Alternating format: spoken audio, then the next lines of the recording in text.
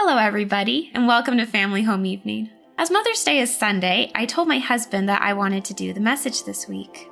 The day that I gave birth to my first child was the most formative day of my life so far.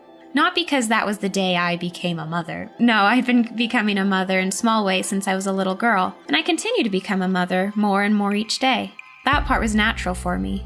No, my daughter's birth was so powerful for me because that was the first time I had ever been pushed to my limit, physically and emotionally, and forced to keep going. The morning of my daughter's birth came a week after her due date. Being late, my doctors had recommended that we induce labor. I was given an IV with Pitocin and pretty soon started to feel some little contractions. An hour later, the doctor came and broke my water, and the pain got stronger. I thought I was doing pretty well. I would never characterize myself as a tough person when it comes to pain, but I was coping. But then the pain got stronger, and the contractions got closer together until it felt like they would never stop. I was trapped in waves of pain I had no context for, and I got scared. I saw no end. I cried. I tried to tough it out, but I felt defeated. At one point, I told my husband that I didn't want to do it anymore. I just wanted to go home. Maybe I'd try again the next day. I attempted to get up off the hospital bed, all plugged in and everything. My husband did not know what to do. He probably reminded me that I couldn't go. Maybe he promised that drugs were on the way. I honestly can't remember anything but pain and wanting out. Eventually, the anesthesiologist came and gave me an epidural. I had never been so happy to see a big needle in my life. The pain wasn't over for the day, but I found control again.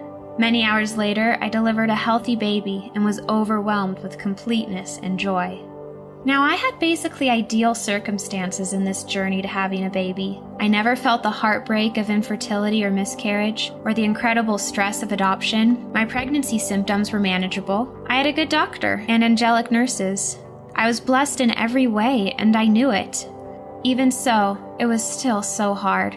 And if my relatively easy experience in having a baby was painful and traumatic, I think serious recognition is due to all women for pressing on in their journeys to be mothers. But it does not end when you have the baby. And although it is an amazing experience, motherhood can be intense. Sometimes it is relentless. As a stay-at-home mom, there are times where thing after thing after thing happens. And you've been doing this all day, every day for years. And part of you wishes you could leave and come back tomorrow. But you don't. Hopefully you have a husband or some other family or friend to give you relief so you can feel in control again. I'm lucky that I do, but it is hard. Fortunately, there are also so many times where I can just watch my little family and feel overwhelmed with joy and completeness. As I've pondered my experiences as a mother and that crazy day when I gave birth, I can't help but also think of my Savior. Jeffrey R. Holland said that no love in mortality comes closer to approximating the pure love of Jesus Christ than the selfless love a devoted mother has for her child. I don't feel worthy to be in that position of comparison, but what strikes me is that when he was suffering for our sins in the Garden of Gethsemane and on the cross, the anguish, mentally, physically, spiritually, was relentless. It was infinite. And yes, he asked if it could pass. But even though he had control to stop the pain, he didn't get up and leave. He pressed on, even as he was pressed with all of the sins and sorrows of every soul to ever walk the earth. My experience giving birth was a drop in an infinite ocean of pain, and there was nobody to offer him relief. But he did it, and I am so grateful. I only hope that maybe when it was completed, he could feel joy like I did. And if his pain was an ocean to my drop of pain, hopefully his joy would be equally as overwhelming. I remember after I gave birth feeling embarrassed and ashamed because I tried to walk away when the pain was too much.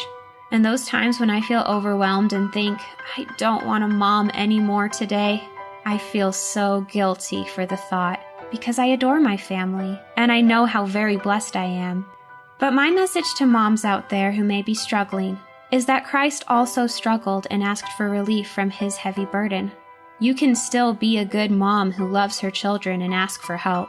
In fact, Christ continued on bearing his burden alone so that we don't have to. Turn to him and to others around you. There is so much joy in motherhood, but it is easier to find when you don't have to bear the burden alone. This message, of course, can be applied to everybody, as we all have something we're carrying. But this week especially, look to the mothers in your life, including those who may not have their children yet, and ask them what they need. Even when Christ was on the cross, he remembered his mother. Remember yours. Thank you for joining me for Family Night tonight. I hope the message brought the spirit. If you want more Family Night lessons from me, please let me know in the comments section below. Thanks for watching, and have a great week.